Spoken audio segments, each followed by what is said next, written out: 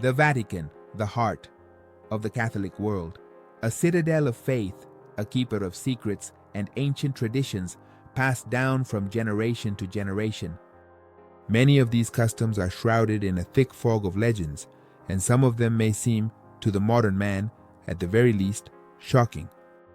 Today, we will lift the veil of mystery and talk about one of the most incredible procedures, more delicate and, without a doubt, more controversial in the millennia-old history of the papacy. Have you ever heard of the ritual for verifying the sex of the newly elected pope? No, it's not a joke or a whim. It's not a medieval anecdote. Are you ready to learn the details, to find out how and why it was done, and if such a tradition really existed? So, make yourselves comfortable. Stay with us, because what comes next will be even more interesting, with more intrigue and unexpected facts. So let us transport ourselves mentally to the Middle Ages, a time of knights and beauties, of ladies, of crusades and inquisition, a time when rumors and gossip, unverified information, spread faster than the fastest horse, faster than the plague, affecting the minds and hearts of people.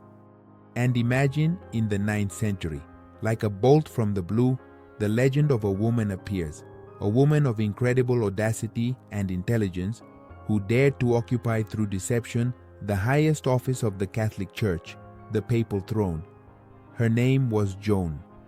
According to this amazing story, Joan, who since her childhood was distinguished by a keen intelligence and an incredible thirst for knowledge, was exceptionally cultured, which was extremely unusual for a woman of that time.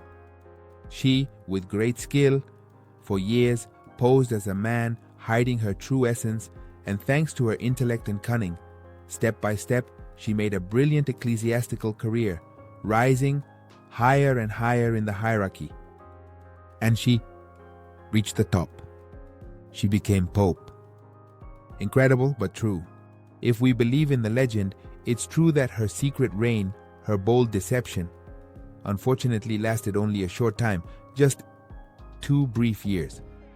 The legend, passed down from mouth to mouth, claims that the deception was discovered in the most unexpected, most dramatic, and, one could say, most tragic way during one of the solemn and crowded processions in front of the astonished crowd. Joan! She gave birth right there, in the street, among the exultant faithful. It's hard to imagine a bigger scandal, a greater shock for the church and the believers. We can only imagine the shock that the witnesses of this incredible event experienced.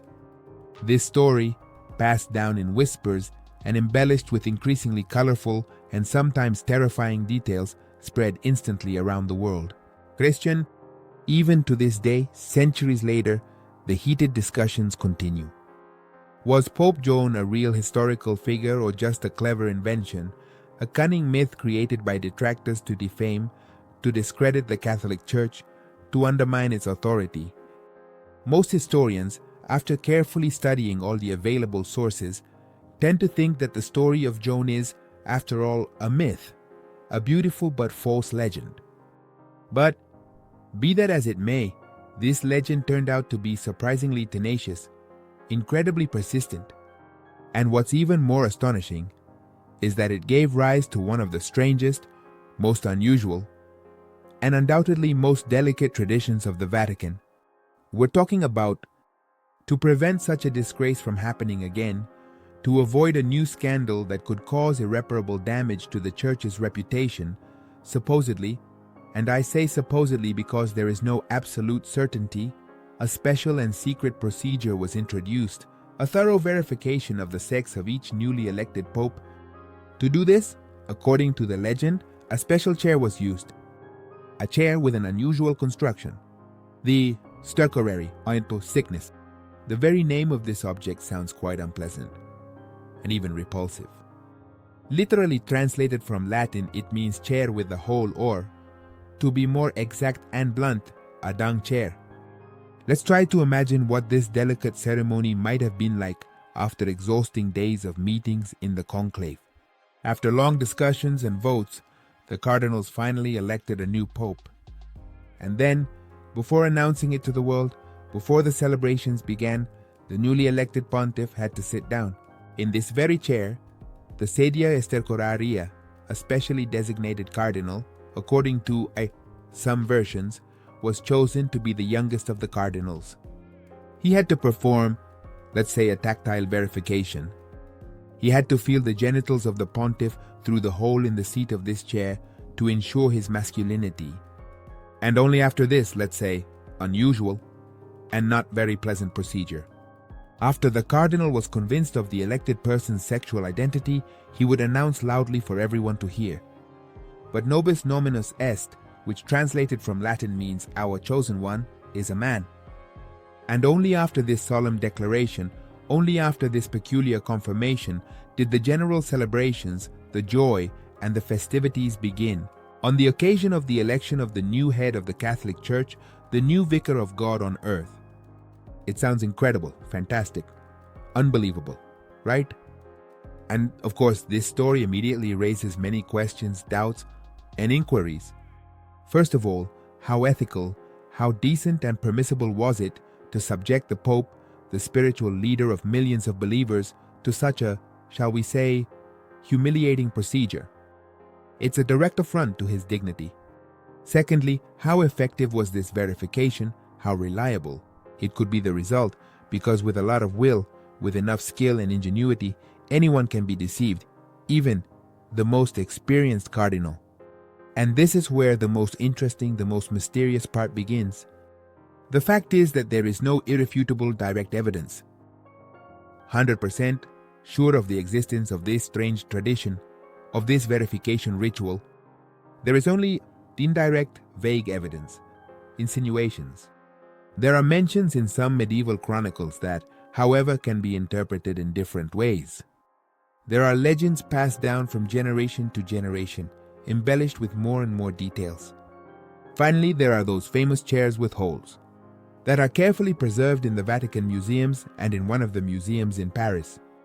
But the true purpose of these chairs also sparks heated discussions among historians and researchers. The discussions continue to this day. Some authoritative researchers, specialists in medieval and Vatican history, believe that the Sedia Stercoraria was used for other, much more prosaic purposes, which have nothing to do with sex verification. For example, there is a version that these chairs served as a kind of toilet for the cardinals. Weakened and elderly, they participated in the long, multi-day meetings of the Conclave when it was forbidden to leave the meeting room. Or these chairs could be a symbol of the fleeting nature, of the vanity of earthly power, reminding the newly elected Pope that even he, the vicar of God on earth, the all-powerful head of the Catholic Church, remains a mere mortal, subject to all human weaknesses. There is another quite interesting version. It claims that the chairs with holes were actually used in the enthronement ceremony, that is, the solemn elevation of the new Pope to the throne. But they were not used for the humiliating verification of sex, but for the symbolic and ritual birth of the new pontiff.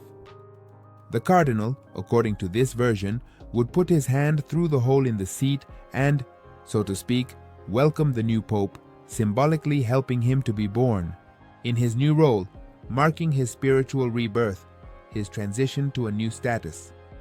As you can see, there is no unequivocal, clear, sui, and definitive answer to the question of whether the tradition of verifying the Pope's sex really existed. There are too many uncertainties, too many contradictions, and very few reliable facts. The official position of the Vatican, the position of the Catholic Church itself, is as follows. All this story about the verification of sex is nothing more than a malicious invention, a dirty libel, anti-clerical propaganda generated by the enemies of the Church who seek to defame it. The Vatican claims that nothing like this ever existed and that it could never have existed in principle. But despite all the denials, despite the lack of direct evidence, the legend lives on, stirring minds, exciting the imagination. And you have to admit, this spicy story, this delicate story, adds even more mystery, even more intrigue to the already surprising history of the papacy, which is full of enigmas and contradictions. Whether to believe or not believe in this legend is, Of course, each of your own decision. In any case, this story is a clear and evident example of how they are born, live, and believe.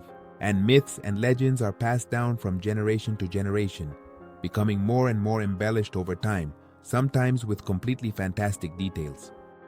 Thank you for being with us. If you like this video, don't forget to give us a like, subscribe to our channel, and leave us a comment. We care about and are very interested in knowing your opinion.